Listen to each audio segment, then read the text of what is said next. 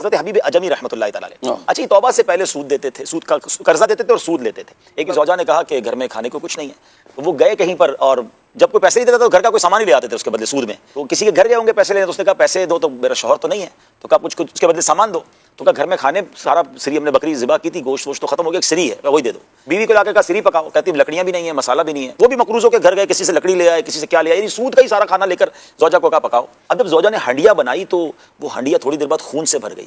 ان کی بیوی نے کہا کہ دیکھو تمہاری منوست، تم سود کا کام کرتے ہو، اتنی کنجوسی کرتے ہو، دیکھو اس کا کیا نتیجہ نکلا۔ دل پر چوٹ لگی، کہا بہت ہو گیا حرام کرتے کرتے، اب توبہ کرنی چاہیے۔